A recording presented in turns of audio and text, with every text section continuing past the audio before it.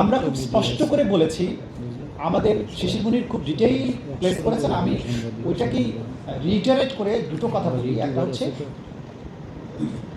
আমাদের সংবিধানের 7 আর্টিকেল 7 যেটা, সেখানে বলা হয়েছে, তো আগে বলা হয়েছে জনগণ সকল ক্ষমতার উৎস। 2 নম্বরে বলা হয়েছে জনগণ যদি উৎস হয়, জনগণের ইচ্ছা বা অভিপ্রায়ের পরম অভিব্যক্তির নাম হচ্ছে সংবিধান। তার মানে সংবিধান একটা বিশাল বড় জিনিস না, বড় জিনিস হচ্ছে জনগণের অভিপ্রায়। মানে মানুষ যেটা চায় সেটা ট্রান্সলেট করলে সংবিধান হয়, জনগণের চাওয়া অনুযায়ী সংবিধানটা হয়। তাহলে জনগণের অভিপ্রায়টাই যেহেতু সর্বোচ্চ আইন, সেই জনগণের ইচ্ছাতে জুলাইয়ের বিপ্লব হয়েছে। জুলাই বিপ্লবের পরে একটা সরকার গঠিত হয়েছে। সেই সরকার একটা সর্বদলীয় ঐক্যমত্য কমিশনের মাধ্যমে রাষ্ট্রকে পুনর্গঠনের জন্য একটা সিদ্ধান্ত গ্রহণ করেছে। নন ইনভার্টার এসির দামে ঘরে আনুন বিদ্যুৎ সাশ্রয়ী ইনভার্টার এসি। এখন 1.5 ton my one inverter AC মাত্র 48,900 টাকা পাওয়া যাচ্ছে মিনিস্টার শোরুমে। সেই সিদ্ধান্ত অনুযায়ী একটা গণভোটের ব্যাপারে বা অন্যান্য সংস্কারের ব্যাপারে ঐক্যমত্য হয়েছে এবং সেইটাকে লিগ্যাল কাভারেজের জন্য আনার জন্য জুলাই সনদ বাস্তবায়ন আদেশ করা হয়েছে। তার মানে হচ্ছে এই পুরো কাজটা জনগণের ইচ্ছা অভিপ্রায়ের অভিব্যক্তি রূপে এটা হয়েছে এবং সেইটাকে অধিকতর শক্তিশালী করার জন্য একটা গণভোট করা হয়েছে, যেখানে প্রায় 70% মানুষ এটার পক্ষে রায় দিয়েছেন। সুতরাং জনগণের অভিপ্রায়ের পরম অভিব্যক্তি হচ্ছে জুলাই সনদের কমপ্লিট বাস্তবায়ন এবং সেটার মধ্যেই গণভোটের রায় বাস্তবায়ন, সেটার মধ্যে সংবিধান সংস্কার।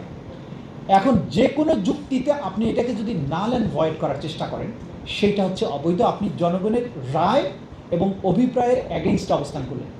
এখন বলছে সংবিধানের মধ্যে এটা ছিল না, সেটা ছিল না। সংবিধানের মধ্যে ওটা ছিল না, এটা হিসাব করে তো আর জুলাই বিপ্লব হয়নি। বিপ্লব কি সংবিধানের মধ্যে আছে? নাই তো। জুলাই বিপ্লবের পরে যে বলেছে শিশির যে এই যে আপনি প্রধান উপদেষ্টা বানালেন, উপদেষ্টা হলেন, নাই তো। তারপরে যদি প্রধান উপদেষ্টা পরিষদ না থাকে, তাই নির্বাচনে যে আপনারা নির্বাচিত হলেন এমপি হিসাবে, তা আপনারা কোত্থেকে আসলেন? সংবিধান যদি থাকে তো 2028 না 29 নির্বাচন হবে, এখন আপনারা কারা? তাহলে ওনারা যেটা করছেন, কিছু অংশ ওনাদের পক্ষে যেটুকু যায় ওটা মানে, আর যে অংশটুকু তাদের বিপক্ষে যাচ্ছে সেটা একটা আইনি কূটতর্ক তৈরি করছে।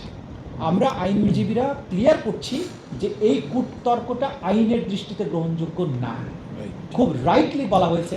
আপনি বলছেন জুলাই সনদ আদেশ ভয়েড আব ইনিশিও, কিসের ভিত্তিতে? আপনি কে? আইন যদি ভয়েড আব ইনিশিও হয়, অসাংবিধানিক হয়, বলার ক্ষমতা শুধুমাত্র সুপ্রিম কোর্টের। সুপ্রিম কোর্টের মামলা একটা হয়েছে, সেখানে আসে আর্গুমেন্ট করেন, যদি বাতিল হয় তখন দেখা যাবে। কিন্তু আমার কথা হচ্ছে সুপ্রিম কোর্টের এই ক্ষমতা এই জন্য নাই, যেটা লেসোথো, গ্রানাডার উদাহরণ দেওয়া হয়েছে, যে জনগণের অভিপ্রায়ের অভিব্যক্তির উপর যখন বিপ্লব হবে, সেই বিপ্লবের মধ্য দিয়ে মানুষ যেটা ডিসিশন নেবে, কোনো সুপ্রিম কোর্টের সেই ক্ষমতা নাই ওইটার বিরুদ্ধে কোনো জাজমেন্ট দেওয়ার।